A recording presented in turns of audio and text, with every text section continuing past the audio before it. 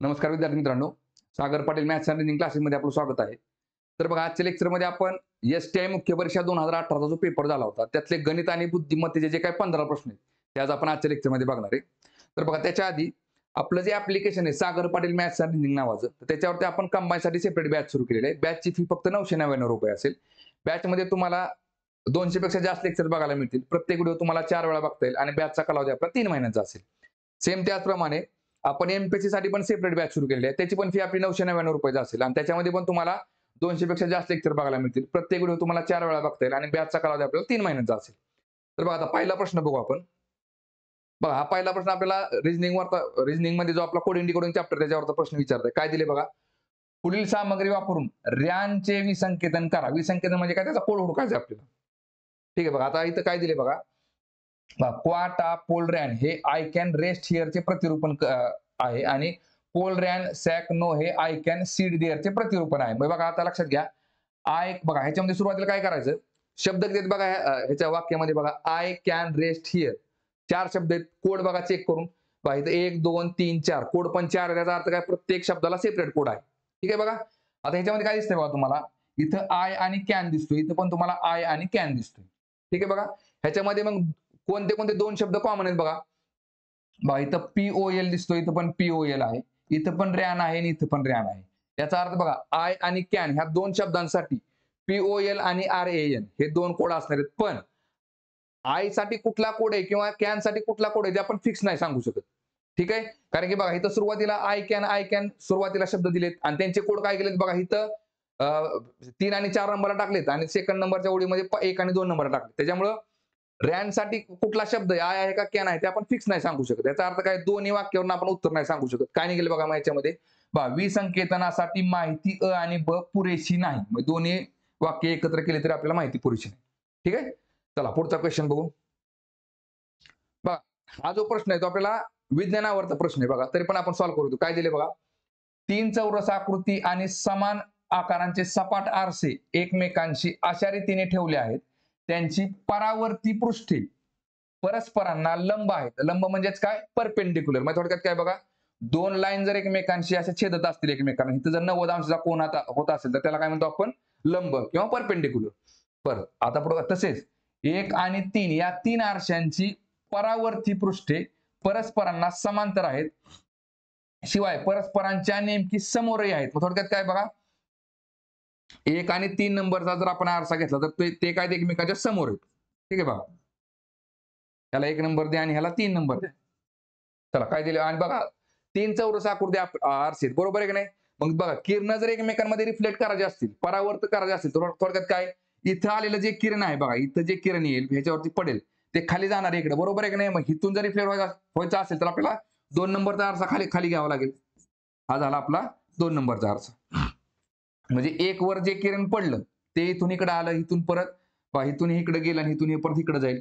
ठीक आहे, बरं आता याच्यामध्ये काय म्हटलंय बघा, जर आरसा 1 वर पडणाऱ्या आपाती किरण म्हणजेच काय, येणारा किरण. आपाती बघा, हे काय, हे झालं 1 वरती येणारं आपाती किरण.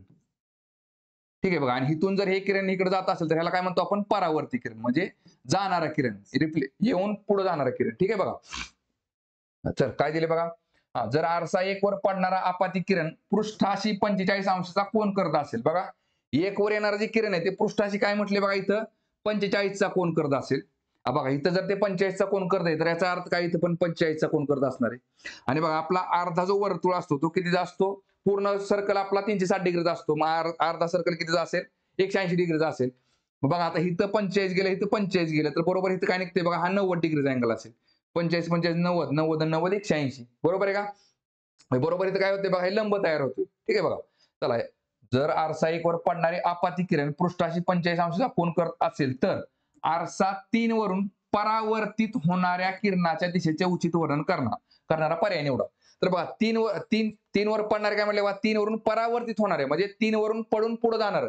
बघा आता 3चं हे जर पकडलं आपण, हे जाणार बघा 3 साठी जर बघितलं आपण तर हे झालं आपाती किरण आणि इथून रिफ्लेक्ट होणार काय म्हणतो आपण, परावर्ती किरण. ह्याला हे झालं परावर्ती किरण. आणि आपल्याला आता हे जे किरण आहे परावर्ती किरण, ह्याच्याबद्दल आपल्याला सांगायचं. ठीक आहे, बघा 3 वरून होणारे परावर्ती किरण, ते बघा काय दिसते बघा, ह्याच्यामध्ये साम्य बघा, आरसा 1 वर पडणाऱ्या आपाती किरणाला लंब. बघा आरसा 1 वर जे पडणारा किरण आहे त्याला लंब आहे का बघा. हे जे किरण आहे ते आरसा 1 वर पडणाऱ्या आपाती किरणाला म्हणजे थोडक्यात काही येणाऱ्या किरणाला लंब आहे का तर आहे बघा. या दोन्हीमध्ये इथला किती अँगल तयार होईल बघा 90 डिग्रीचा अँगल तयार होईल. इथं सगळीकडे बघा हा 90चा असेल, हा 90 डिग्रीचा अँगल असेल. हे सगळे आतले अँगल 90 डिग्री असतील म्हणजे बघा आपला बरोबर पहिला नंबरचा ऑप्शन काय ते बरोबर येते. ठीक आहे बघा. तरी पण आपण बघा 2, 3, 4 नंबरचे ऑप्शन बघू काय दिले बघा याच्यामध्ये. बघा आरसा 1 वर पडणाऱ्या आपाती किरणाला समांतर. समांतर म्हणजेच काय पॅरलल. हे काय म्हणते आपल्याला पॅरलल. आता लक्षात घ्या बघा हे तीन वरून जे परावर्तित होणारे किरण आहे ते आरसा 1 वर पडणाऱ्या आपाती किरणाला समांतर आहे का नाही. तर ते काय बघा तिथे लंब तयार होतो. हे एकमेकांना पॅरलल नाही. पॅरलल म्हणजे कसं बघा ह्याला काय म्हणतो आपण पॅरलल. म्हणजे 3 बघा 1 वरून परावर्तित होणारं जे किरण आहे का नाही तर ते 3 वरून परावर्तित होणाऱ्या किरणाला समांतर आहे. ठीक आहे. येणारा किरण समांतर आहे का नाही तिथं लंब तयार होतोय बघा. त्यामुळे हा ऑप्शन चुकतोय. चला 3 नंबर काय दिले बघा. आरसा 1 वर पडणाऱ्या आपाती किरणाशी 45 अंशाचा कोन. बघा आरसा 1 वर पडणारे जे आपाती किरण आहे बघा आपात 1 वर पडणाऱ्या किरणाशी काय म्हटले बघा 45 अंशाचा कोन. नाही कितीचा अँगल तयार होते बघा 90 डिग्रीचा अँगल तयार होते. त्यामुळे हे काय झालं चूक झालं. आणि 4 नंबर काय आरसा 1 वर पडणाऱ्या आपाती किरणाशी 60 अंशाचा कोन. हे पण चुकते का कारण की 90 डिग्रीचा अँगल तयार होते. ठीक आहे. त्यामुळे आपलं उत्तर द्या ऑप्शन नंबर पाहिजे. ठीक आहे. चला पुढचा क्वेश्चन बघू. बघा युक्तिवादावरचा प्रश्न आहे बघा. काय दिले बघा याच्यामध्ये. दिलेल्या युक्तिवादातील तर्क काळजीपूर्वक अभ्यासा आणि सर्वात जवळून त्यासारखा तर्क वापरणारा पर्यायातील एक युक्तिवाद निवडा. ठीक आहे बघा. आता बघा युक्तिवादामध्ये कसं असतं बघा. हा युक्तिवाद दुबळा करणारा विचारतात कधी कधी. इथं काय म्हटलं ते आपल्या युक्तिवादाला सर्वात जवळून त्यासारखा तर्क वापरणारा म्हणजे थोडक्यात काय सेम त्याच्यासारखी शब्दरचना असणार आपल्याला युक्तिवाद करायचा असतो याच्यामध्ये. ठीक आहे बघा. काय दिले बघा याच्यामध्ये. जर मी चौपाटीवर भटकायला गेले तर मी साई लावून खुश होईल. ठीक आहे बघा. चौपाटीवर गेले तर मी खुश होईल. आणि आज खुश कुटुंबियांपेक्षा इथं काय दिले बघा. जर रात्रीच्या जेवणासाठी इथून वाक्य बघा. जर रात्रीच्या जेवणासाठी मी खास पदार्थ तयार केला तर माझे कुटुंबीय खुश होतील. जर मी चौपाटीवर भटकायला गेले तर मी साई लावून खुश होईल. आज खुश कुटुंबियांपेक्षा स्वतः खुश असणे मी पसंत करेन म्हणून मी चौपाटीवर भटकायला जाईल. ठीक आहे बघा. तर आज आपल्याला प्राधान्य कशाला द्यायचंय तर स्वतः खुश होण्याला प्राधान्य द्यायचं. ठीक आहे बघा. बरं आता ह्याच्यामध्ये काय म्हटलंय बघा. सर्वात जवळून त्यासारखी तर्क वापरणारा म्हणजे थोडक्यात काय कसं असतं बघा. एकापेक्षा जास्त पर्याय तुम्हाला बरोबर वाटू शकतात. ठीक आहे बघा. पण त्यातल्या त्यात काय करायचं बघा. सर्वात जवळचा पर्याय कुठला त्याला टिक मार्क करायची. आता बघा ह्याच्यामध्ये पहिला काय दिले बघा. जर मी आज जास्त वेळ काम करेन तर मी अधिक पैसे मिळवेन. तथापि जर मी माझ्या कुटुंबियांसमवेत वेळ घालवला तर मी साई लावेन. बघा खुश कुठं होते बघा ह्या वाक्यामध्ये खुश कुठं होते तर कुटुंबियांबरोबर वेळ घालवल्यानंतर. चला मला आज जास्त पैशांच्या गरजेपेक्षा साई लावण्याची गरज अधिक आहे म्हणून कुटुंबियांसमवेत असण्यासाठी मी आज घरी जाईन. बघा हा पहिला आपल्याला बघा ह्याच्या साम्य दाखवते. ठीक आहे बघा 1 नंबरच्या ऑप्शन मध्ये. चला 2 नंबरचं काय दिसतंय बघा. बघा आता ह्याच्यामध्ये जे पर्याय तुम्हाला 100% चूक वाटतात ना ते डायरेक्ट चूक करून टाकायचे. ठीक आहे बघा. 2 नंबरचं काय दिले बघा. जर मी आता बाहेर गेले तर मी शीतल आणि सुखद झुळकाचा आनंद लुटेल. तथापि जर मी बाहेर गेले तर मी माझ्या घराची सफाई करू शकणार नाही आणि जर मी माझे घर साफ केले नाही तर मला वावडे असलेल्या धुळीसोबत आणि रोगट वातावरणात राहावे लागेल. त्यामुळे मी बाहेर न जाणे चांगले ठरेल. बघा तिला आनंद कुठे मिळणार आहे तर बघा बाहेर गेल्यानंतर. पण ती बाहेर जाणार आहे का नाही. त्याच्यामुळं 2 नंबरचा ऑप्शन काय झाला हा झाला 100% चूक. चला 3 नंबर काय दिले बघा. जर दर दिवशी मी घरी शिकवण्या घेतल्या तर मी स्मार्टफोन घेऊ शकेल. पण जर मी पुस्तकं वाचली तर त्यामुळे माझ्या ज्ञानात व विकासात भर पडेल.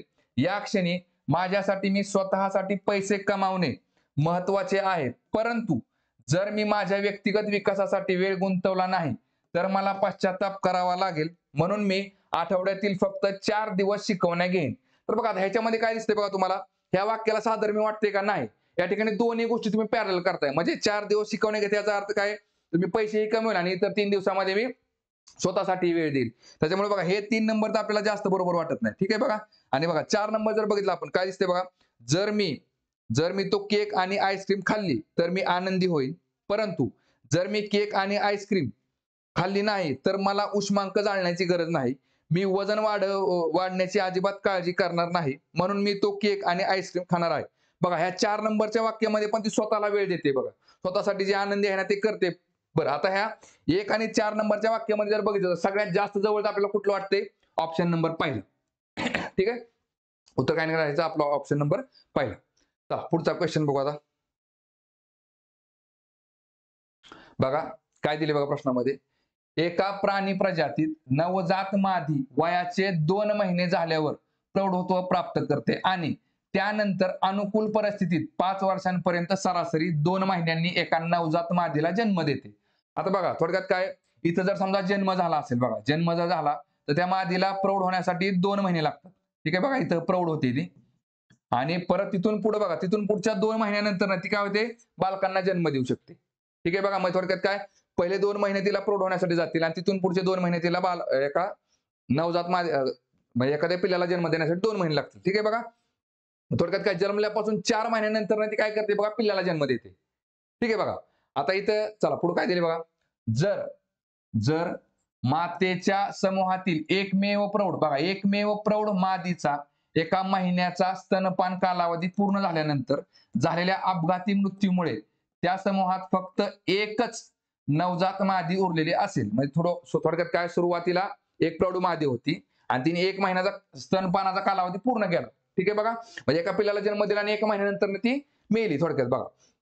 मग आता इथं काय, आणि बरं इथं आपल्याकडे आता किती, एकच काय बघा, एकच नवजात मादी आपल्याकडे आता. ठीक आहे बघा. हा, तर त्या समूहात फक्त एकच नवजात मादी उरलेली असेल तर अनुकूल परिस्थितीत 8 महिने पूर्ण होताना लगेचच असलेल्या समूहातील माद्यांची एकूण संख्या निवडा. तर 8 महिन्यानंतर आपल्या त्या समूहामध्ये किती मादे असतील? तर बघा आता इथं आपण 8 महिने मांडू तात्पुरतं बघा. 1 2 3 4 5 6 7 आणि 8. ठीक आहे बघा. पहा थोडक्यात इथं आपण जानेवारी, फेब्रुवारी, मार्च, एप्रिल, मे, जून, जुलै आणि ऑगस्ट हे झाले आपले 8 महिने. ठीक आहे बघा. आता सुरुवातीला बघा आपण समजू की जानेवारी महिना. ठीक आहे बघा. आता आपल्याकडे जी सुरुवातीला जी प्रौढ मादी होती तिने 1 महिन्याचा स्तनपान कालावधी पूर्ण केला आणि ती मेलेली. म्हणजे सुरुवातीला बघा 1 जानेवारीला जर आपण बघितलं तर आपल्याकडे किती मादी आहे बघा, तर एकच नवजात मादी. ठीक आहे, मग थोडक्यात तिचा जन्म 1 महिन्यापूर्वी झालेला आहे. आता लक्षात घ्या, 1 जानेवारीला जर ती जन्मली असेल तर तिला प्रौढ होण्यासाठी किती महिने लागतील बघा, तर हा जानेवारी महिना पूर्ण लागेल. बरोबर आहे का? हा जानेवारी महिना तिचा पूर्ण झाला. कशामध्ये? तिला प्रौढ होण्यासाठी. मग 1 जानेवारीच्या एंडला ती काय होईल? प्रौढ होईल. ठीक आहे बघा. आता फेब्रुवारी आणि मार्च हे 2 महिने तिला काय होईल बघा, या 2 महिन्यानंतर ती पिल्लाला जन्म देईल. थोडक्यात काय इथं 1 एप्रिलला बघा, 1 एप्रिलला काय होईल बघा, ती पिल्लाला जन्म देईल. बरोबर किती महिने गेले? जानेवारी, फेब्रुवारी, मार्च. आणि आपण 3 महिने का घालवले? कारण की ह्याच्या आधीच्या महिन्यामध्ये ती 1 महिन्यांपूर्वी जन्मलेली. बघा हे 3 महिने गेले आणि 4थ्या महिन्यामध्ये तिने 1 एप्रिलला जन्म दिला. किती? एका मादीला जन्म दिला. ठीक आहे बघा. असं ती 5 वर्षांपर्यंत देऊ शकते जन्म. बरं आता नंतरचं पिल्लू कधी जन्माला घालेल बघा, तिथून पुढे ती दर महिन्यात 2-2 महिन्याला काय होते? पिल्लाला जन्म घालते. म्हणजे इथे 1 एप्रिलला आला, नंतर काय, हा एप्रिल महिना पूर्ण गेला, मे महिना पूर्ण गेला की बरोबर लगेच 1 जूनला ती काय होईल? एका पिल्लाला जन्म घालेल. परत बघा जून महिना पूर्ण गेला, जुलै महिना पूर्ण गेला, परत ती 1 ऑगस्टला एका पिल्लाला जन्म घालेल. ठीक आहे बघा. म्हणजे इथे एका पिल्लाला जन्म दिला तिने. आणि सुरुवातीला आपल्याकडे 1 मादी होती. ठीक आहे बघा. आता 4 मादी झाल्या. बरं. आता ह्या मादीचा विषय संपला. ह्या मादीने एकूण 3 पिल्लांना जन्म दिला येणाऱ्या 8 महिन्यांमध्ये. ठीक आहे बघा. आता 1 एप्रिलला जी मादी जन्मलेली आहे बघा, लक्षात घ्या. एप्रिल महिना पूर्ण आणि मे महिना पूर्ण तिला प्रौढ होण्यासाठी जाईल. बरोबर आहे का? बघा आता ही जी मादी, या मादीला काय होईल बघा, एप्रिल आणि मे थोडक्यात काय, जन्मल्यापासून 4 महिन्यांनी पिल्लाला जन्म देते. बरोबर आहे का? थोडक्यात हे बघा, एप्रिल आणि मे हे 2 महिने कशासाठी गेले? तिला प्रौढ होण्यासाठी. आणि परत जून आणि जुलै हे 2 महिन्यानंतर ती काय पिल्लाला जन्म दिला. थोडक्यात काय, 1 ऑगस्टला तिने पिल्लाला जन्म दिला. बघा एप्रिलच्या नंतर मे, जून, जुलै आणि ऑगस्ट. बरोबर. ही मादी इथं या पिल्लाला जन्म देईल. सुरुवातीला जी मादी होती तिने काय केलं बघा, इथं एक पिल्लाला जन्म दिला, इथं एक पिल्लाला जन्म दिला, इथं एका पिल्लाला जन्म दिला. आणि एप्रिल महिन्यामध्ये जन्मलेली जी काय मादी ती काय करेल बघा, 1 ऑगस्टला एका पिल्लाला जन्म देईल. मग थोडक्यात काय, 8 महिन्यामध्ये आपल्याला किती माद्या झाल्या? 1 2 3 4 आणि ही एक 5. म्हणजे बघा विचारले काय त्यांनी आपल्याला, तर 8 महिने पूर्ण होताना लगेचच असलेल्या समूहातील माद्यांची एकूण संख्या निवडा. तर एकूण माद्या किती असतील बघा, तर 5 माद्या असतील. Option number 3. त्यातल्या जर प्रौढ विचारला असतं तर प्रौढ माद्या 1 आणि 1 2 झाल्या असत्या. बरोबर आहे की नाही? ही एक मादी प्रौढ. आणि ही पण नंतर प्रौढ झाली असती. प्रौढ हा ही 2 महिन्यानंतर ठीक आहे. आपल्याला ते काय विचारलं नाही त्यांनी. तर आपल्याकडे एकूण किती मादे आहेत तर 5 मादे. ठीक आहे. चला पुढचा क्वेश्चन बघू आता. बघा हा असे मोठे प्रश्न आले काय करा सुरुवातीला प्रश्न हा युक्तिवादावरचा आहे, गृहीतकावरचा आहे, निष्कर्षावरचा आहे का ते आधी चेक करून घ्यायचं. प्रश्न कशावरचा आहे बघा तर वरील युक्तिवादातील त्रुटी दर्शवणारा सर्वात योग्य विधान निवडा. पाठीमागचा जो आपण युक्तिवादाचा प्रश्न बघितला तो कशावरती होता तर त्या युक्तिवादाला साधर्म्य साधणारा आणि हा काय बघा तर युक्तिवादातील त्रुटी दर्शवणारा म्हणजे या युक्तिवादामध्ये काय चुका आहे ते दाखवणारा. ठीक आहे बघा काय दिले बघा आता वाचा प्रश्नामध्ये. चला वरील युक्तिवादातील त्रुटी दर्शवणारे सर्वात योग्य विधान निवडा. ठीक आहे आता युक्तिवाद वाचू आपण. अलीकडील काही चित्रपट खूप खर्च करून तयार करण्यात आलेले आहेत परंतु त्यांची गल्ल्यावरील मिळकत पाहताना त्यांच्या खर्चाचे समर्थन करता येत नाही. अत्यंत कमी खर्चात तयार केलेले आणि समीक्षकांनी आणि लोकांनी मोठ्या प्रमाणात डोक्यावर घेतलेले ही चित्रपट आहेत. म्हणजे कमी खर्च करून थोडक्यात काय पिक्चर चाललेले आहेत आणि खरे पाहता काही दिग्दर्शकांनी कमी अंदाजपत्रकाचे यशस्वी चित्रपट बनवल्यानंतर खर्चिक पण अपयशी चित्रपट बनवण्याचा प्रयत्न केला आहे. जर दिग्दर्शकांना लोकप्रिय चित्रपट बनवायचे असतील तर त्यांची छोट्या अंदाजपत्रकाला चिकटून राहायला हवे हे उघड आहे. पण आता लक्षात घ्या वाक्यामध्ये आपण कुठल्या वाक्यामध्ये त्रुटी दाखवू शकतो ते जर बघायचं असेल तर बघा सुरुवातीला पहिली जी 4 ओळ आहेत आपल्या बघा इथपर्यंत काय बघा खरे पाहता काही दिग्दर्शकांनी कमी अंदाजपत्रकाचे यशस्वी चित्रपट बनवल्यानंतर खर्चिकपणा पैसे चित्रपट बनवण्याचा प्रयत्न केला आहे. इथपर्यंत काय प्रॉब्लेम नाही ह्या पॅराग्राफ पर्यंत. ठीक आहे बघा थोडक्यात काय त्यांनी माहिती सांगितलेली. ठीक आहे माहिती थोडक्यात काय कमी खर्च करून त्यांनी यशस्वी पिक्चर केलेले आहेत आणि नंतर काय जास्त पैसे करून ते पिक्चर फ्लॉप पण झालेले आहेत. ठीक आहे बघा बरं आता इथं काय शब्द वापरला बघा त्यांनी जर दिग्दर्शकांना लोकप्रिय चित्रपट बनवायचे असतील तर त्यांनी छोट्या अंदाजपत्रकाला म्हणजे कमी पैसे खर्च करून चिटकून राहायला हवे हे उघड आहे. म्हणजे बघा पिक्चर जर थोडक्यात काय आहे त्या वाक्यामध्ये म्हणण्याचा अर्थ काय जर पिक्चर जर हिट बनवायचा असेल तर तुम्हाला पिक्चरला पैसे कमी खर्च केला पाहिजे. तर तसं नसतं बघा पिक्चरच्या स्टोरीनुसार पिक्चरवरती खर्च केला जातो बरोबर की नाही. आणि कुठलाही पिक्चर हिट होण्यासाठी त्या पिक्चरची स्टोरी लाईन जी काय असेल ते चांगले असायला पाहिजे. मग त्या पिक्चरला तुम्ही खर्च कमी करा किंवा जास्त करा काही फरक पडत नसतो त्याचा. तर हिच्या त्रुटी आपण कुठे दाखवू शकतो बघा तर या शेवटच्या ह्या लाईन मध्ये बघा ह्या शेवटच्या 2 ओळींमध्ये आपण त्याची त्रुटी दाखवू शकतो. ठीक आहे बघा काय दिले बघा तर समीक्षकांचे चित्रपटाच्या लोकप्रियतेबाबतचे आडाखे बऱ्याचदा चुकतात बरोबर आहे आडाखे चुकतात. बरं पण आपल्याला त्रुटी दाखवायची. ठीक आहे बघा ह्याच्यातला निष्कर्ष नाही काढायचा आपल्याला. चित्रपट बनवण्याचा खर्च बहुधा त्याच्या मूळ अंदाजपत्रकापेक्षा अधिक असतो असेलही. बघा 3 नंबर काय दिले बघा चित्रपटाचा खर्च त्याची लोकप्रियता निश्चित करणारा घटक असेलच असे नाही. बघा ऑप्शन नंबर 3 काय बरोबर निघते. या वाक्यात काय म्हटलंय त्यांनी जर दिग्दर्शकांना लोकप्रिय चित्रपट बनवायचे असतील तर त्यांनी छोट्या अंदाजपत्रकाला चिटकून राहायला हवे हे उघड आहे आणि हे वाक्य चुकीचे. त्या वाक्यामध्ये आपण त्रुटी दाखवू शकतो. वरच्या 4 लाईन मध्ये आपण त्रुटी नाही दाखवू शकत पण या शेवटच्या लाईन मध्ये आपण त्रुटी दाखवू शकतो. किंवा चित्रपट जर यशस्वी बनवायचा असेल तर तो त्याच्या खर्चाचा त्याचा काही संबंध नसतो. ठीक आहे बघा त्यामुळे चित्रपट खर्च त्याची लोकप्रियता निश्चित करणारा घटक असेलच असे नाही. ऑप्शन नंबर 3 बरोबर निघते. 4 नंबरला काय दिले चित्रपटाची लोकप्रियता तो बनवताना आलेल्या अवाढव्य खर्चाने समर्थन करू शकते हे तर 100% चुकीचं आहे. ठीक आहे बघा थोडक्यात काय पिक्चरला जास्त पैसे खर्च केला तो हिट होतो असं नसतं ते. ठीक आहे चला पुढचा क्वेश्चन बघू आता. बघा आता हा पण प्रश्न कशावरचा आहे बघा लॉजिकल रिजनिंग वरचा आहे. सॉरी खरे खोटे वरचा प्रश्न आहे बघा खरे खोटे नाही. हा बघा काय दिसतंय याच्यामध्ये बघा जर काही निर्भय व्यक्ती वगळता कोणीही शर्यत जिंकत नाही हे विधान चूक असेल तर पुढील विधानांपैकी कोणते विधान सत्यतेचा दावा करू शकते. ठीक आहे बघा आता काय करायचं बघा सुरुवातीला ह्या विधानावरून आपण कुठलं वाक्य बरोबर आहे ते काढायचे आपल्याला. तर बघा लक्षात घ्या आता बघा देताना विधान तुम्हाला नकारार्थी दिलेले आणि परत पुढे काय म्हटलं हे विधान चूक पण आहे. मग थोडक्यात काय मायनस मायनस प्लस होऊन जातं. ठीक आहे बघा आता बघा हे नकारार्थी विधान जर चूक असेल तर बरोबर विधान कुठलं असेल आधी ते आपल्याला मांडता आलं पाहिजे. काय म्हटले बघा आता बरं विधान जर आपल्याला बरोबर मांडायचं असेल तर आपल्याकडे 2 ऑप्शन असतात. काय नाहीच्या जागेला आहे करा बरोबर आहे का नाहीच्या जागेला आपण आहे केलं तर ते विधान काय बरोबर निघेल आपल्याला. आणि दुसरी काय गोष्ट काय बघा हा एक शब्द बदलू शकतो आपण म्हणजे नाही जसं आहे तर ठेवायचं आणि निर्भयच्या जागेला निर्भय म्हणजेच काय न भिणारा त्याच्या विरुद्ध काय असते बघा भिणारा. थोडक्यात काय काही निर्भय व्यक्ती वगळता कोणीही शर्यत जिंकत नाही याचा अर्थ काय बघा तर निर्भय म्हणजेच काय न भिणारे व्यक्ती वगळता कोणीही शर्यत जिंकत नाही आणि हे वाक्य काय आहे चूक आहे. बघा आपण इथं वाक्य कसं मांडू शकतो बघा 1 नंबरला जर आपण बघितलं बघा काही निर्भय व्यक्ती वगळता कोणीही शर्यत जिंकते किंवा जिंकत आहे. नाहीच्या जागेला आहे टाका. आणि दुसरी गोष्ट आपण काय करू शकतो याच्यामध्ये, बघा आता आपण काय केलं बघा, नाहीच्या जागेला आहे केलं आणि ते वाक्य काय केलं, बरोबर केलं. दुसरी गोष्ट काय, आपण नाहीला नाहीच ठेवा, फक्त निर्भय म्हणजेच काय, न भिणारा. त्याच्या विरुद्ध शब्द टाका कुठला, न भिणारे. ठीक आहे बघा, सॉरी भिणारे व्यक्ती. बघा काही निर्भयच्या जागेला काही भयभीत व्यक्ती करा, भयभीत थोडक्यात काय, भिणारे. काही भयभीत व्यक्ती वगळता कोणीही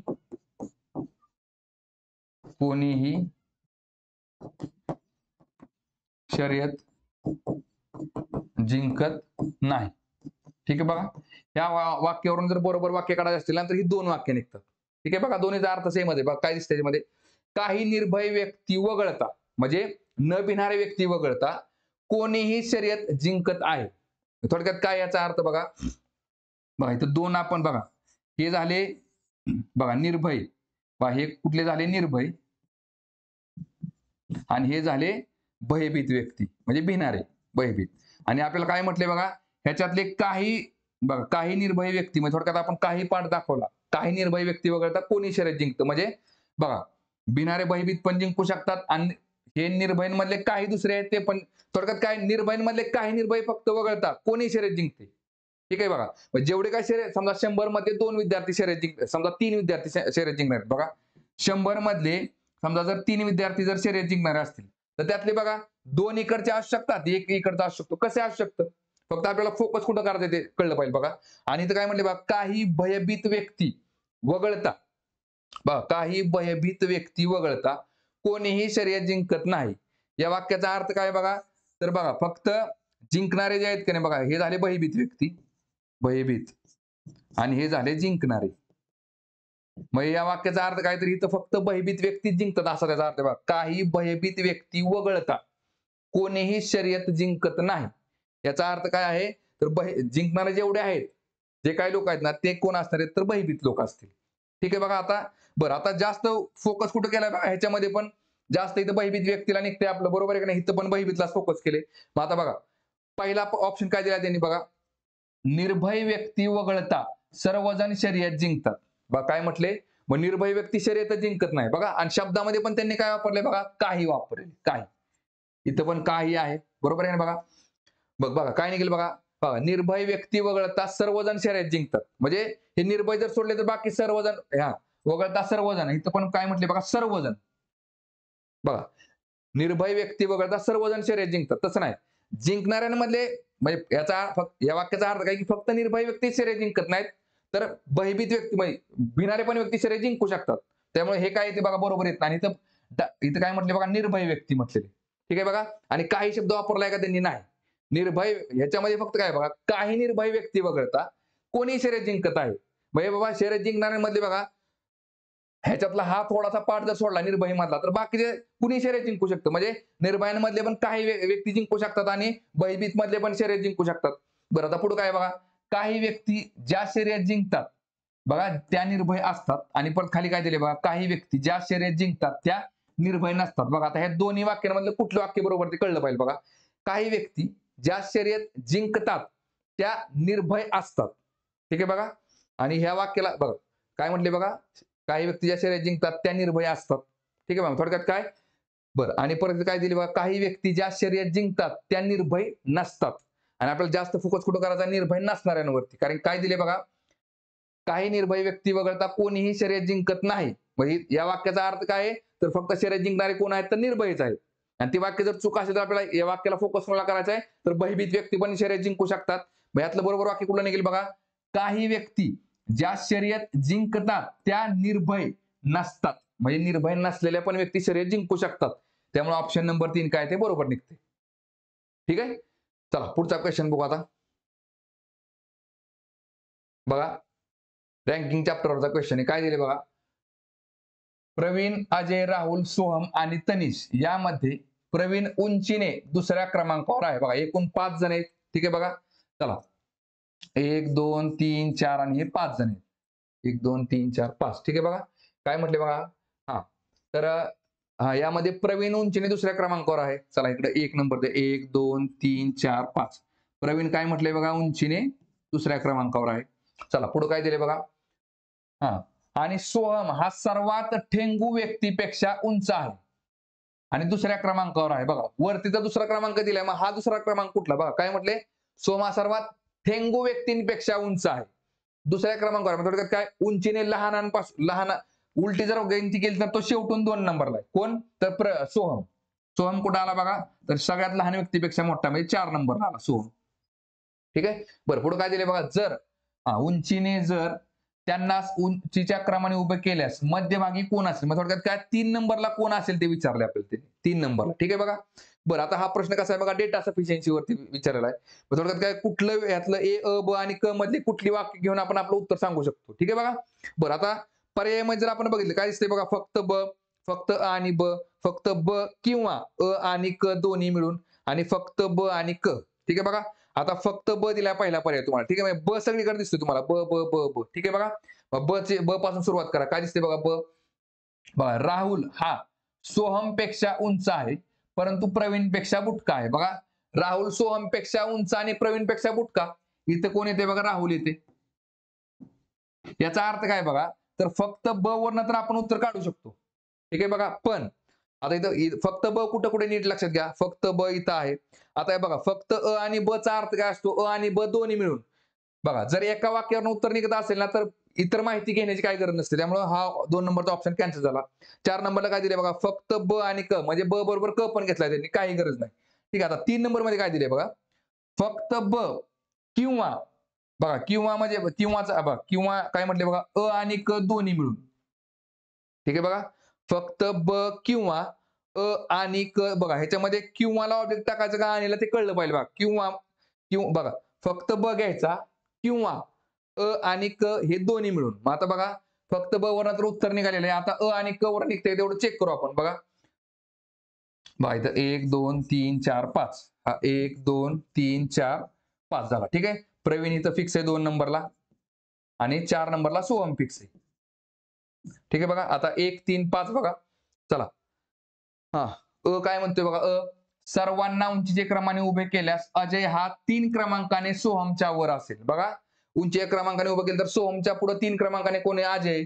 सोहम जर 4 नंबरला असेल तर अजय कुठं असेल, 1 नंबरला असेल. अजय बरोबर आहे का. 1 2 3 क्रमांकाने पुढे आहे. आणि पुढे काय दिले बघा. चला काय म्हणतोय बघा, तनिष सर्वात बुटका नाही. बघा तनिष जर सर्वात बुटका नसेल तर इथं काय नाही बघ, तनिषला जागा शिल्लक राहिली कुठली, मग 3 नंबरचा ऑप्शन. इथं कोण आला बघा, तनिष आला.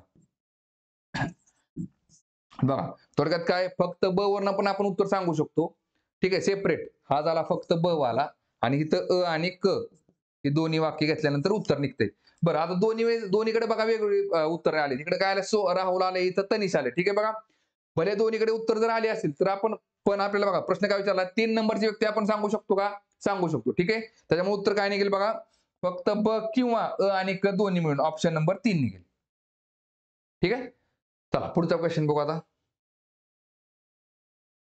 बघा पझल चॅप्टरवरचा क्वेश्चन आहे. काय दिले ह्याच्यामध्ये, ए बी सी डी आणि ई हे 5 खेळाडू वेगवेगळे खेळ खेळतात. ते हॉकी, क्रिकेट, कबड्डी आणि खो खो हे 4 खेळ खेळतात. बघा आता संज्ञा किती दिलेत बघा, ह्यांनी आपल्याला 2 संज्ञा आहेत. संज्ञा म्हणजे काय, व्यक्ती आणि दुसरी संज्ञा काय आहे तर खेळ. ठीक आहे. मग 2च संज्ञा जर दिल्या असतील ना, तर त्या ठिकाणी आपण बरोबर आणि चूक ह्या मेथडने आपण क्वेश्चन सॉल्व्ह करू शकतो. बघा काय दिसतंय तुम्हाला इकडं, बघा ए बी सी डी आणि ई आणि खेळ कुठले कुठले आहेत बघा, हॉकी, दुसरा क्रिकेट, परत कबड्डी आणि चौथा कुठला आहे, खो खो.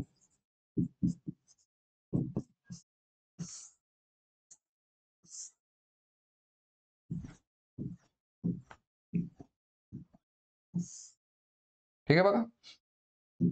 चला पहिलं वाक्य काय दिले बघा, ए 3 खेळ खेळतो पण हॉकी खेळत नाही. बघा 4 मधले 3 खेळ खेळतो पण हॉकी खेळत नाही. बघा ए हा हॉकी खेळत नाही, इथं फुली मारा. पण बाकीचे 3 खेळ खेळतो म्हणजे इथं काय बरोबर येईल. ठीक आहे. चला बी काय म्हटले बघा, बी आणि ई तीन खेळ खेळतात पण कबड्डी खेळत नाहीत बघा. बी आणि ई कबड्डी खेळत नाहीत बघा. बी कबड्डी खेळत नाही आणि ई पण कबड्डी खेळत नाही. पण तीन खेळ खेळतात याचा अर्थ काय इथं बरोबर येईल. बाकी तीन खेळ खेळतात ते. चला पुढे काय दिले बघा आता. सी आणि डी कबड्डी खेळतात बघा. सी आणि डी कबड्डी खेळतात बघा. सी आणि डी काय म्हटले कबड्डी खेळतात. बरं पुढे काय दिले बघा. सी दोन खेळ खेळतो पण क्रिकेट व खो खो खेळत नाही बघा. सी क्रिकेट आणि खो खो खेळत नाही. सी हा क्रिकेट खेळत नाही आणि सी हा खो खो पण खेळत नाही. तो दोन खेळ खेळतो. मला ह्याला हा खेळ तो खेळत असणार आहे. बरोबर आहे का हॉकी. चला पुढे काय असते बघा. डी दोन खेळ खेळतो पण खो खो खेळत नाही बघा. डी पण दोन खेळ खेळतो पण खो खो खेळत नाही. डी हा खो खो खेळत नाही म्हणजे हा खेळ खेळत नाही. दोन खेळ खेळतो. बरं आता इथं लगेच कशाला फुली मारायची माहित नाही आपल्याला. बरोबर करा ते माहित नाही आपल्याला. पुढे काय दिले बघा. सी आणि डी समान खेळ जोडी खेळत नाहीत बघा. सी आणि डी समान त्यांचे जे काय दोन दोन खेळ आहेत ते सारखेच नाहीत बघा. आता सी आणि डी चा बघा एक तर खेळ सारखा आलाय कुठला कबड्डीचा. बरोबर आहे का नाही. आता बघा सी काय खेळतो हॉकी खेळतो मग डी हॉकी खेळणार आहे का नाही. डी हॉकी खेळणार आहे मग त्याला इथं घ्यावं लागेल. थोडक्यात काय सी आणि डी ची काय जोडी आहे ना ती वेगवेगळी आली बघा. फक्त एवढंच की कबड्डी सेम आला पण इकडे हॉकी आहे सी ला आणि डी ला इकडे क्रिकेट आला. चला पुढे काय दिसते बघा. ए आणि बी खेळत असलेले समान खेळ कोणते बघा. ए आणि बी कुठले खेळ समान खेळतात बघा. ए आणि बी बघा क्रिकेट दोघं पण खेळतात आणि खो खो दोघं पण खेळतात. क्रिकेट आणि खो खो. क्रिकेट आणि खो खो म्हणजे ऑप्शन नंबर 4. ठीक आहे. चला पुढचा क्वेश्चन बघू. बघा काय दिले बघा प्रश्नामध्ये. वेन डायग्रामवरचा प्रश्न बघा काय दिसते तुम्हाला इकडं. पिशवीत फक्त एक रंगी असलेले 4 भिन्न रंगाचे चेंडू आहेत बघा. आता हा प्रश्न तुम्हाला समीकरणाने पण सॉल्व्ह करता येतो बघा. लक्षात घ्या. दोन्ही मेथडने तुम्हाला क्वेश्चन का सॉल्व्ह करते सांगतो बघा. पिशवीत फक्त एक रंगी असलेले 4 भिन्न रंगाचे चेंडू आहेत. नेमके 12 वगळून सर्व चेंडू निळे आहेत बघा. आता वगळून ह्या टाईपचे प्रश्न आले का नाही काय करायचं बघा. इकडं कुठलं दिले बघा त्यांनी आपल्याला निळे. चला निळे चेंडू इकडे वगळून लिहा. ठीक आहे बघा वगळून आणि हे झाले खेळणारे. वगळून आणि खेळणारे. ठीक आहे बघा. बघा निळे काय म्हटले बघा. 12 वगळून सर्व चेंडू निळे आहेत. म्हणजे जेवढे काय चेंडू होतात त्यातले 12 वगळून बाकी सगळे चेंडू काय आहेत तर बघा निळे. चला पुढे काय दिले. नेमके 21 वगळून सर्व चेंडू पिवळे आहेत बघा. 21 सोडून बाकीचे सगळे काय आहेत पिवळे आहेत. 21 सोडून बाकी सगळे कोण आहेत तर पिवळे आहेत. बरं पुढे काय दिसते आता. नेमके 20 वगळून सर्व चेंडू लाल आहेत बघा. 20 सोडून बघा हे 20 सोडून बाकीचे सगळे चेंडू काय आहेत तर लाल आहेत. आणि परत नेमके 19 वगळून सर्व चेंडू हिरवे आहेत बघा. 19 सोडून सर्व चेंडू हिरवे आहेत. तर बघा आता तुम्हाला या ठिकाणी बघा हे बघा तुम्हाला प्रश्नात काय विचारलंय पिशवीत किती चेंडू आहेत. तर किती चेंडू जर असतील तर काय बघा तर त्या पिशवीमध्ये कुठल्या रंगाचे किती चेंडू आहेत ते बघत बसायची गरज नाही. आपण डायरेक्ट किती चेंडू ते सांगू शकतो. काय करायला लागतं बघा. 12, 21, 20 आणि 19 ह्याची बेरीज करा. किती निघते बघा इकडं. 9 आणि 1 10 आणि 2 12. हा चाल आहे बघा. 1 आणि 1 2 आणि 2 4 आणि 2 6 आणि 1 7. 72 ला. ठीक आहे बघा. चेंडू किती या प्रकारचे आहेत बघा तर 4 प्रकारचे चेंडू आहेत. 4 कलरचे. बरोबर आहे की नाही. त्यातनं फक्त एक मायनस करायचा. आणि 72 ला काय करायचं बघा. एक मायनस केला की 3 येते. मग 72 ला फक्त 3 ने भाग घालवा. किती येते उत्तर बघा 24. ठीक आहे बघा. म्हणजे आपलं एकूण चेंडू किती आहेत विचारलं तर आपण काय लिहू शकतो डायरेक्ट 24. आपलं उत्तर निघून गेलं. ठीक आहे बघा. फक्त हे का लिहिलंय मी बघा लक्षात घ्या. जर तुम्हाला विचारलं त्याच्यामध्ये बाबा पिवळे चेंडू किती असतील तर ते पण आपल्याला काढता आलं पाहिजे बघा. एकूण चेंडू झाले 24. बरोबर आहे की नाही. 24 मधले बघा आता काय म्हटलंय निळे चेंडू किती आहेत बघा 12 वगळून. म्हणजे 24 मधनं 12 चेंडू जर सोडले आपण तर बाकीचे सगळे निळे आहेत. पण निळे किती निघतील बघा इकडे 12 आणि 12 24. पिवळे किती निघतील बघा 21 आणि 3 24. म्हणजे 21 सोडले तर बाकीचे सगळे काय आहेत पिवळे आहेत. इकडे 20 सोडले तर 20 आणि 4 24. 4 काय आले लाल आले आणि 19 आणि 5 24. म्हणजे बघा ह्याची पण बेरीज किती निघाली 24 निघाले बघा. 5 आणि 4 9 9 आणि 3 12 12 आणि 12 24. ह्याची पण बेरीज काय निघाली 24 निघाली. त्याच्यामुळं जर तुम्हाला कुठल्या कलरचा जर चेंडू विचारला असेल ना तर या मेथडने सॉल्व्ह करा. डायरेक्ट नाही तर काय ह्याची बेरीज करा डिवाइड बाय फक्त एक मायनस करायचं. म्हणजे जेवढ्या कलर चेंडू आहेत ना त्यातनं एक मायनस करा त्याने भाग घालवा. 72 भागले 3 24 उत्तर निघून गेलं. बरं आता हे झालं शॉर्टकट मेथडने. इक्वेशनने जरी सॉल्व्ह करायचं तर ते पण दाखवतो बघा. इक्वेशनने कसं सॉल्व्ह करायचं बघा. आता एकूण चेंडू आपण किती पकडले बघा एक्स पकडले. एकूण चेंडू एक्स. ठीक आहे बघा. बघा आता ह्याच्यामध्ये निळे चेंडू किती आहेत बघा तर 12 वगळून म्हणजे एक्स एकूण बघा एक्स मधनं जर 12 गेले तर ते झाले निळे चेंडू. अधिक परत पिवळे किती आहेत बघा तर 21 वगळून सर्व चेंडू पिवळे आहेत. म्हणजे एकूण चेंडूतनं 21 चेंडू वजा केले तर ते झाले पिवळे. परत अधिक 20 चेंडू बघा सोडले तर बाकी सगळे लाल आहेत म्हणजे एक्स मधनं 20 वजा करा आणि अधिक इकडे परत एक्स मधून 19 वजा करा. ह्याची बेरीज किती आली बघा एकूण चेंडू म्हणजेच एक्स. हे झालं इक्वेशन. इक्वेशनने आपण पण सॉल्व्ह करू शकतो. बघा काय निघाली तर बघा बघा किती आले बरं सगळीकडे अधिक आहे त्यामुळे ब्रॅकेट काढून टाकला तरी चालतो काही फरक पडत नाही. बघा एक्स एक्स एक्स एक्स बरोबर किती झाले बघा 4x आणि वजा ह्याची बेरीज आपण आत्ताच केली 12 21 20 आणि 19 ची बेरीज झाली 72 बरोबर किती आले बघा एकूण चेंडू म्हणजेच एक्स. काय निघेल बघा हा एक्स बरोबरच्या अलीकडे आला काय होईल बघा वजा होईल वजा एक्स होईल आणि हा वजा 72 बरोबरच्या पुढे गेला की अधिक 72 होईल. ठीक आहे बघा 4 मधनं एक्स एक गेला खाली किती झाले 3x बरोबर 72. मग एक्स बरोबर किती असेल बघा तर 72 हा 3 बरोबरच्या पुढे गेला की छेदाला जाईल. मग काय निघेल इकडे 24 निघेल. एक्स ची व्हॅल्यू किती निघेल 24 म्हणजे एकूण चेंडू किती आहेत तर 24 आहेत. ठीक आहे म्हणजे आपलं उत्तर आलं ऑप्शन नंबर 2. चला पुढचा क्वेश्चन बघू आता. बघा ऍव्हरेज चॅप्टरवरचा क्वेश्चन आहे सरासरीवरचा. काय दिले बघा संपादन चाचणीतील विद्यार्थ्यांच्या गटाची सरासरी 62 आहे. ठीक आहे बघा म्हणजे एकूण विद्यार्थी जर आपण पकडले तर त्यांचे सरासरी गुण किती आहेत बघा तर 62 आहेत. म्हणजे बघा इथं आपण काय करू बघा 100 विद्यार्थी पकडू. बघा 100 विद्यार्थी मी का पकडले कारण की तुम्हाला जी पुढे बघा विद्यार्थ्यांची संख्या दिली ती कशी दिली बघा 20% आणि 25% विद्यार्थी. मग जर टक्केवारीमध्ये विचारला असेल तर आपण डायरेक्ट 100% पकडू शकतो काय फरक पडत नाही बघा एकूण विद्यार्थी आपण 100 पकडू. तेव्हा 100 विद्यार्थ्यांची सरासरी किती दिली बघा त्यांनी सरासरी झाली आपली 62. मग एकूण गुण किती असेल बघा त्यांचे एकूण गुण झाले 62 गुणिले 100 बरोबर 6200. ठीक आहे बघा चला पुढे काय असते बघा आता बघा उच्चांकी गुण प्राप्त करणाऱ्या 20% विद्यार्थ्यांची सरासरी 89 असून म्हणजे बघा ज्या विद्यार्थ्यांना जास्त मार्क पडलेत किती सरासरी 89 नाही तर त्यांची संख्या किती बघा 20% म्हणजेच 20 विद्यार्थी पकडू आपण. बघा आता ह्या 100 मधले बघा 20 विद्यार्थी जर पकडले आपण बघा हे 20 विद्यार्थ्यांचे सरासरी किती आहे तर 89 आहे. मग इथं एकूण गुण किती निघतील बघा त्यांचे 20 गुणिले 89 किती निघेल बघा 92 18 हात चाला 1 82 16 1 17 1780. ठीक आहे बघा आणि परत पुढे काय दिले बघा हा असून बघा नीचांकी गुण प्राप्त करणाऱ्या 25% विद्यार्थ्यांची सरासरी 36 आहे. म्हणजे बघा सगळ्यात कमी गुण मिळवणारे जे विद्यार्थी आहेत 25% विद्यार्थी तर त्यांची सरासरी किती आहे बघा 36 आहे. ठीक आहे बघा म्हणजे 25 विद्यार्थी पकडू आपण 25 विद्यार्थ्यांची सरासरी किती आहे बघा तर 36 आहे. इथं काय निघेल बघा 25 गुणिले 36 काय निघेल बघा 25 सख्ख 150 इथं हात 6 आला 25 त्रिक 75 75 आणि 5 80 10 90 म्हणजे 900 झाले. ठीक आहे बघा तुम्ही सेपरेट गुणाकार करा 36 म्हणजे 25 आणि बघा किती निघते 900 निघते. ठीक आहे तुम्हाला आडवा गुणाकार जमेल असं नाही. ठीक आहे बरं आता लक्षात घ्या हे 20 विद्यार्थी आणि 25 विद्यार्थी म्हणजे 45 विद्यार्थी झाले. 45 विद्यार्थ्यांची एकूण गुण किती बघा ह्याची फक्त बेरीज करा. हे तात्पुरतं वरचं बाजूला ठेवा कारण हे एकूण विद्यार्थी किती झाले बघायची शून्याला 0 परत 8 आणि 0 8 झाले 9 7 16 हात 6 1 1 आणि 2 म्हणजे 2680 गुण झाले. कुणाचे तर ह्या 45 विद्यार्थ्यांचे 45 विद्यार्थी 45 विद्यार्थ्यांचे एकूण गुण किती आहेत बघा 2680. मग आता मला सांगा राहिलेले विद्यार्थी किती असतील बघा 55 विद्यार्थी बरोबर आहे का. मग 55 विद्यार्थ्यांचे एक राहिलेले गुण किती असतील बघा बघा 6200 मधनं हे 2680 वजा करा बघा 6200 मधून हे 2680 वजा करा किती निघते शून्यातनं 0 गेले 0 बघा 10तनं 8 गेले 2 राहिले परत 11तनं 6 गेले 5 राहिले 5तनं 2 गेले 3 राहिले म्हणजे 3520. इकडे किती आले हे झाले 3520 कुणाचे तर त्या राहिलेल्या 55 विद्यार्थ्यांची बेरीज किती झाली त्यांच्या गुणांची बेरीज झाली 3520 आणि त्यांनी प्रश्न काय केलाय बघा आपल्याला उरलेल्या मधल्या टक्केवारीच्या विद्यार्थ्यांच्या गुणांची सरासरी दर्शवणारा पर्याय निवडा.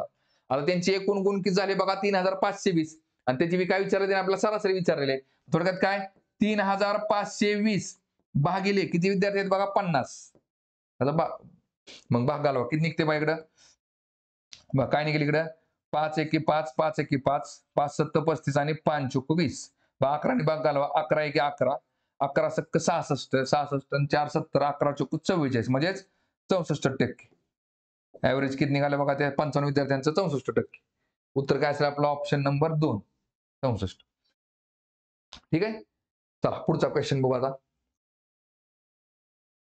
बघा आता नातेसंबंधावरचा प्रश्न आहे आणि तो पण तुम्हाला कशावरती विचारलाय बघा तर कोण कोण असं म्हणाले त्या टाईपचा प्रश्न असेल बघा. ठीक आहे बघा मी पुरुष आहे दत्तूचा मुलगा माझ्या मुलाचे वडील आहेत तर दत्तू हा बघा आता ब्लड रिलेशन मध्ये हे प्रश्न जेवढे सोपे वाटतात ना तर बघा सॉल्व्ह करायला तेवढेच अवघड जातात मुलांना. ठीक आहे बघा. अवघड नसतं, फक्त तुम्हाला ती जी लाईन असते ती लाईन तोडता आली पाहिजे. ह्याच्यामध्ये कसं असतं बघा, एका व्यक्तीचं नातं 2 व्यक्तींबरोबर दिलेलं असतं. थोडक्यात काय, हा जो मुलगा बघा, हा जो मुलगा आहे ना बघा, हा कुणाचा तरी मुलगा बघा, दत्तूचा मुलगा माझ्या मुलाची वडील आहेत. थोडक्यात काय, हा मुलगा म्हणणारी व्यक्ती वडील वडील म्हणणारी जी व्यक्ती असते ती एकच असते. फक्त ती कुणाचा तर मुलगा आहे आणि कुणाचा तर वडील आहे. मग त्यावेळेस काय करावं लागतं बघा, आपल्याला वाक्य तोडता आलं पाहिजे. वाक्य कसं तोडायचं बघा, दत्तूचा मुलगा, इथं वाक्य तोडा आणि परत तेच काय बघा, माझ्या मुलाचे वडील आहेत. ठीक आहे बघा. मग आता जे वाक्य मोठं आहे ना ते आधी सॉल्व्ह करायचं. कसं बघा, बरं आता मी म्हणणारी व्यक्ती कोण आहे, तर मी पुरुष आहे. पुरुषांना आपण काय करतो, चौकोन काढतो. ठीक आहे बघा, पुरुष आणि स्त्रियांना काय करायचं, त्रिकोण काढायचं. मग आता मी कोण आहे बघा, पुरुष. मी म्हणणारी व्यक्ती पुरुष आहे. मी करायचं. मी म्हणणारी व्यक्ती कोण आहे, पुरुष आहे. बरं. आता मोठं वाक्य आधी सॉल्व्ह करा बघा. माझ्या मुलाचे वडील आहेत. बघा, मी, माझा मुलगा म्हणजे माझ्या खाली आला इकडे. माझ्या मुलाचे वडील म्हणजेच कोण झालं, मीच झालो. बरोबर. इथं स्टार करा. जिथं वाक्य संपतं ना तिथं स्टार करायचं बघा. माझ्या मुलाचे वडील म्हणजे मीच झालो. बरोबर आहे का नाही? इथं वाक्य संपलं. आणि ही व्यक्ती कोण आहे, तर दत्तूचा मुलगा. ही व्यक्ती कोण आहे, तर मुलगा आहे. कोणाचा, तर दत्तूचा. दत्तूचा मुलगा. ठीक आहे, ही व्यक्ती आहे. बरं, आता काय म्हटलंय बघा, तर दत्तू हा बघा, दत्तू कोण आहे, मी म्हणणाऱ्या व्यक्तीचा कोण आहे, तर बघा मी स्वतः बघा, मी म्हणणाऱ्या व्यक्ती दत्तू कोण आहे, तर वडील दिसतो. बरोबर आहे की नाही? कोण असेल बघा, माझे वडील. Option number 4. ठीक आहे. चला पुढचा क्वेश्चन बघू आता. ठीक आहे बघा, थोडक्यात काय, बैठक व्यवस्थेवरचा प्रश्न आहे बघा. 6 वाहने एका ओळीत उभी केली आहे. उजव्या टोकाला असलेले वाहन निवडा. ठीक आहे बघा, 6 वाहन आहेत बघा, 1 2 3 4 5 6. बघा, रँकिंग आणि ह्याच्यामध्ये काय फरक आहे बघा, त्याच्यामध्ये तुम्हाला रँक दिलेला असतो, त्याच्यामध्ये तुम्हाला उजवा डावा असं दिलेला असतो. ठीक आहे, त्यामुळे ही झाली बैठक व्यवस्थेमधला प्रश्न असतो. काय दिले बघा, याच्यामध्ये 6 वाहन आहेत, आपण 6 वाहनं मांडली इथं. चला, आणि बघा उजवी बाजू म्हटलं ना, जी आता आपली उजवी बाजू तीच उजवी पकडा, जी डावी आहे तीच डावी पकडा. ठीक आहे, काय दिले बघा, उजव्या टोकाला असलेले वाहन डंपर नाही. ठीक आहे बघा, आणि प्रश्न काय विचारायचा आपला, उजव्या टोकाला असलेले वाहन निवडा. म्हणजे इथं या ठिकाणी कुठलं वाहन आहे ना ते आपल्याला बघायचे. ठीक आहे बघा, इथे काय म्हटलंय, उजव्या टोकाला असणारे वाहन डंपर नाही. इथं डंपर नाही करा. चला, डंपर नाही. ठीक आहे बघा. बरं, पुढे काय दिसतंय बघा आता, मोटार बाईक व डंपर एकमेकांच्या शेजारी नाहीत. त्याला म्हणतो आपण उकल. बघा, मोटार बाईक, इथं लिहा मोटार बाईक. मोटार बाईक आणि काय म्हटले बघा, डंपर. हा, डंपर हे काय म्हटले, एकमेकांच्या शेजारी नाहीत. त्याला चौकोन करून ठेवा. चला पुढे काय दिले बघा, छोटी व्हॅन व गाडी एकमेकांच्या शेजारी आहेत. बघा, छोटी व्हॅन, छोटी व्हॅन आणि गाडी हे काय म्हटलंय बघा, एकमेकांच्या शेजारी म्हणून इज इक्वल टू करायचं. एकमेकांच्या काय झाले, शेजारी झाले. एकमेकांच्या शेजारी नाहीत म्हणून आपण इकडे नॉट इथं नाही केलं. ठीक आहे बघा. चला पुढे काय दिसतंय बघा, लॉरी डाव्या बाजूचे पहिले वाहन आहे. बघा, लॉरी कुठे बघा, डाव्या बाजूचं पहिलं वाहन आहे. इथं ही झाली लॉरी, डाव्या बाजूचे पहिले वाहन आहे. आणि टेम्पो हे उजवीकडून दुसरे वाहन आहे. बघा, टेम्पो कुठे, उजवीकडनं दुसरे, इथं झाला टेम्पो. ठीक आहे बघा, 2 वाहनं तर मांडली. आणि आपल्याला फक्त विचारलंय काय, त्यांनी उजव्या बाजूचं वाहन कुठलं ते शोधायचे. बघा, आता इथे जर आपण नीट बघितलं बघा, छोटी व्हॅन आणि गाडी एकमेका शेजारी, बरोबर आहे की नाही? ते 2 गाड्या इथं पण येऊ शकतात किंवा इथं पण येऊ शकतात. पण त्यात पण अजून काय बघा, छोटी व्हॅन डाव्या साईडला आहे का उजव्या साईडला आहे ते आपल्याला माहिती नाही. ठीक आहे बघा, आणि परत काय दिले बघा, डंपर फक्त या साईडला, त्यामुळे डंपर पण या इकडे येणार आहे. बरोबर आहे की नाही? बरं, याचा अर्थ काय बघा, जर पूर्ण मांडणी करायची म्हटलं तर आपण मांडणी करू शकत नाही, पण प्रश्नाचं उत्तर आपण सांगू शकतो. बघा, लक्षात घ्या, आता पूर्ण जर मांडणी करायची म्हटलं येणार नाही, पण एवढं तर फिक्स आहे, ह्या बघा, ह्या 2 3 4 जागेवरती कोण कुठं बसलं आपल्याला घेणं देणं नाही. फक्त बघा, ह्या 3 जागांवरती कुठल्या गाड्या तेवढं फक्त बघा. बरोबर काय निघेल बघा, उजव्या बाजूला कुठलं वाहन आहे ते निघून जाईल आपलं. बघा, डंपर तर उजव्या बाजूला नाही, मग डंपर कुठं असणार आहे बघा, या 3 मध्ये कुठंतरी असणार आहे. बरोबर आहे, इकडे झाला डंपर. ठीक आहे बघा. बरं, आता पुढे काय दिले बघा, छोटी व्हॅन आणि गाडी एकमेकांच्या शेजारी आहेत. मग ह्या 2 गाड्या जर शेजारी ठेवायच्या असतील तर त्यांना बघा कुठे येतील बघा, ह्या 3 मधल्या कुठल्या तर 2 जागेवरती ते शेजारी असतील, इथं असतील किंवा इथं असतील. बरोबर आहे की नाही? बरं, मग काय निघेल बघा, याच्यामध्ये छोटी व्हॅन आणि दुसरं काय, तर गाडी, आणि ही झाली गाडी. हे दोन्ही वाहनं काय एकमेकांच्या शेजारी आहेत. म्हणजे बघा, इथं काय बघा, ह्या 3 जागांवरती ही 3 वाहनं गेली. कुठली, डंपर, छोटी व्हॅन आणि गाडी. ठीक आहे बघा, आता राहिलेलं वाहन कुठले बघा, तर मोटर बाईक. कारण इथं लॉरी गेली, इथं टेम्पो गेला, ही 3 वाहनं इथं बसतात. कोण कुठं बसते आपल्याला काही माहिती नाही. पण एवढं फिक्स आहे की ह्या 3 जागांवरती 3 वाहनं असतील. राहिलेली गाडी कुठली आहे मग? Motor bike. मोटर बाईक कुठे माहिती आहे? Motor bike. उजव्या टोकाला. मग आपलं उत्तर काय असेल बघा? Motor bike. उजव्या टोकाचे वाहन मोटर बाईक. ठीक आहे? चला पुढचा क्वेश्चन बघू. बघा नंबर सिस्टीमवरचा क्वेश्चन आहे. काय दिले बघा याच्यामध्ये? पुढील विधानांच्या संदर्भात योग्य पर्याय निवडा. ठीक आहे बघा, आता स्टेटमेंट 1 काय म्हटले बघा? एक्स गुणिले एक्स बरोबर वाय गुणिले वाय. आता हे जर बरोबर असेल तर काय म्हटले बघा? एक्स नेहमीच वाय इतका असेल. बघा थोडक्यात काय? एक्स गुणिले एक्स बरोबर वाय गुणिले वाय. ठीक आहे बघा. आता इथं जर समजा आपण बघा एक्स ची व्हॅल्यू 1 पकडली आणि वाय ची पण व्हॅल्यू आपण जर 1 पकडली तर काय निघते बघा? बरं इथं काय म्हटले? तर एक्स नेहमीच वाय इतका असते. मग दोन्ही व्हॅल्यू सारख्याच आहेत का आपल्याला चेक करायचं बघा. जर एक्स ची व्हॅल्यू जर 1 पकडली मी बघा 1 गुणिले 1 बरोबर 1 गुणिले 1 म्हणजे बरोबर इथं 1 बरोबर 1 उत्तर येते. ठीक आहे बघा. मग दोन्ही आपण एक्स आणि वाय ची व्हॅल्यू जर सेम पकडली ना तर हे दोन्ही इक्वेशन काय पहिलं इक्वेशन आपलं बरोबर निघतं. ठीक आहे बघा. बरं आपण त्याच जागेला काय केलं बघा? एक्स ची व्हॅल्यू 1 पकडली आणि वाय ची व्हॅल्यू जर -1 पकडली तर उत्तर काय निघेल बघा? बघा काय दिसतंय तुम्हाला इकडं? एक्स गुणिले एक्स बरोबर आहे का? एक्स गुणिले एक्स बरोबर वाय गुणिले वाय. मग आता एक्स ची व्हॅल्यू आपण काय पकडली? 1 पकडली बघा. 1 गुणिले 1 बरोबर वाय ची व्हॅल्यू आपण -1 पकडली. -1 गुणिले -1. आता ह्याचं उत्तर काय निघेल बघा? 1 गुणिले 1 एकच असतो. बरोबर. बघा इथं 1 गुणिले 1 आणि दोन्हीकडे मायनस आहे. मायनस मायनस काय असतो? प्लस असतो. मग इथं पण उत्तर काय निघेल? एकच निघेल. म्हणजे बघा एक्स आणि वाय ची व्हॅल्यू बघा इथं दोन्हीकडे सेम आहेत का? इथं एक्स ची व्हॅल्यू 1 आहे, वाय ची व्हॅल्यू 1 आहे. या ठिकाणी दोन्हीच्या व्हॅल्यू सेम आहेत. पण इथं मात्र बघा वेगवेगळे आहेत. इथं 1 प्लस आहे आणि 1 मायनस आहे. तरी पण उत्तर सेमच आले. त्याच्यामुळं एक्स इथं काय म्हटलंय बघा? नेहमीच वाय इतका असेल. प्रत्येक वेळेस वाय इतका असणार आहे का? तर नाही. कधी त्याच्या एवढा असेल किंवा त्याच्या एवढा कधी नसेल. त्यामुळे पहिलं काय झालं बघा? पहिलं विधान काय झालं? चूक झालं. ठीक आहे बघा. बरं आता इथं का? तर नेहमीच शब्द वापरल्यामुळे. ठीक आहे बघा. बरं 2 नंबरला काय दिले बघा विधानाचं? पहा एक्स गुणिले एक्स बरोबर वाय गुणिले वाय. तर काय म्हटले बघा? तर एक्स इतका नेहमी असू शकेल वाय. ठीक आहे बघा. आता लक्षात घ्या. इथं जर आपण बघितलं बघा एक्स गुणिले एक्स बरोबर काय? वाय गुणिले वाय. आता लक्षात घ्या. दोन्हीकडे जर आपण एक्स आणि वाय ची व्हॅल्यू जर सेम पकडली बघा. इथं समजा आता इथं पण आपण काय केले? एक्स ची व्हॅल्यू 1 पकडली आणि वाय ची व्हॅल्यू जर 1 पकडली तर काय निघेल बघा ह्याच्यामध्ये उत्तर? काय निघेल बघा इथं? 1 गुणिले 1 गुणिले 1 बरोबर 1 गुणिले 1 गुणिले 1. ठीक आहे बघा. म्हणजे इकडे काय निघेल? 1च निघेल आणि इकडे पण 1च निघेल. ठीक आहे बघा. थोडक्यात काय एक्स आणि वाय ची व्हॅल्यू जर सारखे पकडले तर उत्तर काय निघते? सेम निघते. बरं आता परत एक्स जर आपण बघा इकडे जर आपण एक्स इज इक्वल टू 1 पकडला आणि वाय इज इक्वल टू जर -1 पकडला तर उत्तर बरोबर आलं का? नाही बघा. 1 गुणिले 1 गुणिले 1 बरोबर -1 गुणिले -1 गुणिले -1. तर बघा काय येते बघा? इथं 1 निघेल इज इक्वल टू बघा -1 इंटू -1 काय निघेल बघा? 1 निघेल. परत 1 इंटू इकडे काय आहे? -1. म्हणजे याचं उत्तर काय निघेल बघा? 1 इज इक्वल टू इकडे काय निघेल? -1. याचा अर्थ दोन्हीच्या व्हॅल्यू जर सारख्या घेतल्या तरच उत्तर निघते. बरोबर आहे की नाही?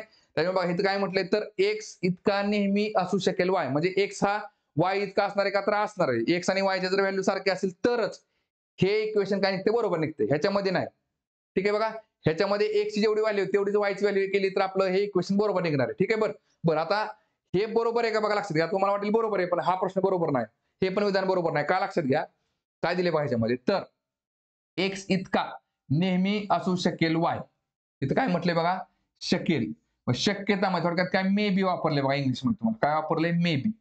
लक्षात घ्या. आता 2 गुणिले 2 जर आपण पकडलं 2 गुणिले 2 बरोबर किती असते? 4. बरोबर आहे का नाही? मग 2 गुणिले 2 बरोबर 4 असू शकेल असं जर विधान दिलेलं असेल तर ते काय असतं? चूक असतं. लक्षात घ्या. निष्कर्ष हा जर तुम्हाला शक्यतामध्ये म्हणजे निष्कर्ष जो निष्कर्ष आहे तो जर तुम्हाला पॉसिबिलिटी मध्ये विचारला असेल ना तर तो चूक असतो. लक्षात घ्या. त्यामुळे बघा 2 गुणिले 2 बरोबर 4 हा काय 100% निष्कर्ष आहे आपला. पण 2 गुणिले 2 बरोबर 4 असू शकेल जर विचारला असेल ना तर ते काय असं चूक असतं. का? कारण की ही व्हॅल्यू फिक्स आहे. बरोबर आहे की नाही? त्याच्यामुळे इथं उत्तर काय ते बघा. त्यामुळे ऑप्शन नंबर विधान 2 पण काय ते चुकते. इथं फक्त त्यांनी एक्स बघा एक्स नेहमीच वाय इतका असेल असं असतं ना तर उत्तर बरोबर असलं असतं. त्यामुळे उत्तर काय निघेल बघा? S1 व S2 दोन्ही असत्य, ऑप्शन नंबर 3. ठीक आहे ना. तर तुम्ही काय करचाल, S1 असत्य आणि S2 सत्य, ऑप्शन नंबर 2 येणार नाही. याचं उत्तर काय, ऑप्शन नंबर 3 आहे. फक्त का, इथं फक्त शक्य हा शब्द वापरल्यामुळे, ते तुम्हाला शक्यतामध्ये विचारल्यामुळे, कॅन मध्ये विचारल्यामुळे. इंग्लिशमध्ये तुम्हाला काय दिले त्यांनी, मे बी दिलेले. ठीक आहे. चला पुढचा क्वेश्चन बघू. बघा, टाइम डिस्टन्स स्पीड वरचा क्वेश्चन आहे. काय दिले बघा याच्यामध्ये, नीता शाळेतून तिच्या घरी 2.5 किलोमीटर पर ताशी चालते आणि 12 किलोमीटर मिनिटे उशिरा पोहोचते. बघा, आता तिने जर बघा 2.5 च्या स्पीडने गेली तर काय होते बघा, 2.5 च्या स्पीडने गेली तर काय होते, 12 मिनिटं उशिरा पोहोचते. 12 मिनिट उशिरा पोहोचते. ठीक आहे. म्हणजे थोडक्यात काय बघा, तिला आता बघा 2.5 च्या स्पीडने गेली. समजा आता असं समजू की आपण 12 वाजताचं टाइमिंग आहे शाळेत. ठीक आहे बघा. पण ती काय होते, तिचा जर स्पीड 2.5 किलोमीटर असेल तर काय होते, ती पोहोचते की तिला बघा 12 मिनिटं, म्हणजे थोडक्यात इथं पोहोचते म्हणजे 12 वाजून 12 मिनिटाला पोहोचते. आणि तिला पोहोचायचं कधी, 12 वाजता. आणि परत काय केलं बघा, एके दिवशी तिने 4 किलोमीटर पर ताशी चालण्याचे ठरवले आणि ती 15 मिनिटे लवकर पोहोचली. समजा जर 4 च्या स्पीडने गेली बघा, 4 च्या स्पीडने गेली तर पोहोचती कधी बघा, ती इथं पोहोचती किती, 15 मिनिटं लवकर, म्हणजेच इथं 15 मिनिटं लवकर. थोडक्यात काय, 12 वाजून 15 मिनिटाला, 11 वाजून 85 मिनिटाला पोहोचते थोडक्यात ती. इथे लक्षामध्ये बघा. मग थोडक्यात काय, 12 मिनिट उशिरा बघा, 12 मिनिट उशिरा आणि इकडे काय, 15 मिनिट लवकर, 15 मिनिट लवकर. आता लक्षात घ्या, 2.5 च्या स्पीडने गेली 12 मिनिटं उशिरा पोहोचली, 4 च्या स्पीडने गेली तर 11, म्हणजे थोडक्यात काय, 15 मिनिटं लवकर पोहोचली. बघा, दोन्हीच्या वेळेतला जर आपण अंतर बघितलं, टायमिंग मधला जर डिफरन्स बघितला, तो किती आहे बघा, 12 मिनिटं उशिरा आणि 15 मिनिटं लवकर, म्हणजे 27 मिनिटाचा फरक आहे. बरोबर आहे का नाही. हा फरक किती झाला, 27 मिनिटाचा फरक आहे बघा. तिने जर तिचा स्पीड जर काय केले बघा, 1.5 किलोमीटरने वाढवला तर काय होते, 27 मिनिटं थोडक्यात ती लवकर पोहोचते. बरोबर आहे का. बघा, मग आपल्याला विचारलंय का त्यांनी, तर बघा तिची शाळा घरापासून किती दूर आहे हे दर्शवणारी संख्या निवडा. काय करत नाही बघा, लक्षात घ्या, 2.5 आणि बघा 2 बघा, हे झाला वेग किती, 2.5 आणि 4. ठीक आहे बघा. आता 2.5 आणि 4 जर पकडला आपण, त्याचा लसावी किती असतो बघा, लसावी झाला ह्याचा 20 किलोमीटर. बघा, अंतर जर 20 किलोमीटरचं जर असेल, आपण असं समजू की बाबा 2.5 आणि 4 चा लसावी किती असतो बघा, 25 8 200 आणि 4 5 20. येते लक्षामध्ये बघा. म्हणजे 2.5 आणि 4 चा लसावी झाला 20. 20 किलोमीटर जर अंतर तिने 2.5 च्या स्पीडने गेली तर तिला किती वेळ लागेल बघा, 25 8 200 म्हणजे 8 तास वेळ लागेल. आणि तेच 20 किलोमीटर अंतर जर तिला 4 च्या स्पीडने कव्हर करायचं असेल तर तिला किती वेळ लागेल, 4 25 म्हणजे 5 तास वेळ लागेल. ठीक आहे बघा. मग आता लक्षात घ्या, 8 तास आणि 5 तासातला फरक जर बघितला आपण तर तो 3 तासाचा फरक आहे. बरोबर आहे का. 3 तासाचा फरक आहे, म्हणजेच किती, 180 मिनिटाचा फरक आहे. 180 मिनिट. बघा लक्षात घ्या. मग आपल्याला काय करायचं बघा, जर दोघांच्या वेगामध्ये, दोघांच्या वेळेमध्ये इथे 180 मिनिटाचा फरक पडतोय आणि जर इथं जर बघितलं आपण प्रश्नामध्ये तर किती वेळाचा फरक पडतोय, 27 मिनिटाचा फरक पडतोय बघा. थोडक्यात काय बघा, 20 किलोमीटर जर अंतर असेल घरापासून शाळेचं तर तिथं त्यावेळेस त्यांचा 180 मिनिटाचा फरक पडतोय त्यांच्या दोघांच्या वेळेमध्ये. तर 27 मिनिटाचा जर फरक करायचा असेल तर तिथं किती किलोमीटर अंतर जावं लागेल. काय करणार, तिरकस गुणाकार करता बघा, इकडे ह्याला गुणायचं आणि ह्याला गुणायचं. काय निघेल बघा, x गुणिले 180 बरोबर 20 गुणिले 27. बघा, x जाग्याला ठेवा आणि 180 बरोबर त्या पलीकडे टाका. म्हणजे काय होईल बघा, 20 गुणिले 27 भागिले 180 बरोबर त्या पुढे गेले की छेदाला जाईल. बघा काय निघेल बघा, इकडे शून्याला शून्य गेला. इकडे बघा काय निघेल, 2 बे 92 18 परत 9 1 9 9 त्रिक 27 म्हणजेच काय, 3 किलोमीटर अंतर आहे. किती, 3 किलोमीटर, ऑप्शन नंबर 2. ठीक आहे बघा. म्हणजे थोडक्यात काय, 2.5 च्या स्पीडने 3 किलोमीटर गेलं तर तिला किती वेळ होतोय, तर 12 मिनिटं उशिरा पोहोचते. आणि 4 च्या स्पीडने गेलं तर 15 मिनिटं लवकर पोहोचते. ठीक आहे. दोघातल्या वेळेतला किती डिफरन्स असणार, 27 मिनिटाचा. ठीक आहे. चला पुढचा क्वेश्चन बघू आता. बघा, हा पण क्वेश्चन कुठला, आपला वेन डायग्राम चॅप्टरवरचा क्वेश्चन आहे. बघा, जसं आपण पाठीमागचा प्रश्न बघितला बघा आता, एक त्याच टाईपचा प्रश्न आहे. बघा काय दिले बघा, इयत्ता 7 मधील प्रत्येक खेळाडू फक्त एका खेळात आनंद घेतो. ठीक आहे बघा, म्हणजे 7वीच्या वर्गातले विद्यार्थी आहेत. बघा, नेमके 30 विद्यार्थी वगळून सर्वजण कबड्डीचा आनंद घेतात. बघा, वगळून, आता इथं पण सगळीकडे वगळून शब्द वापरलाय. बरोबर आहे का नाही. मग आपण जसं पाठीमागं बघितलं त्या टाईपचा प्रश्न आहे, तसा सॉल्व्ह करायचा. बघा काय म्हटलं इथं, बघा कबड्डीचा आनंद घेणारे किती आहेत बघा, कबड्डी बा इथं करा खेळणारे आणि इकडे करा वगळून. काय म्हटले, 30 विद्यार्थी वगळून सर्वजण कबड्डीचा आनंद घेतात. बघा 30 जण कबड्डीचा आनंद घेत नाहीत म्हणजे आणि बाकीचे घेतात. नेमके 31 विद्यार्थी वगळून सर्वजण फुटबॉलचा आनंद घेतात. बघा फुटबॉलचा आनंद न घेणारे किती आहेत बघा, तर 31 जण आहेत. याचा अर्थ बाकीचे कोण असतात, आनंद घेणारे असतील.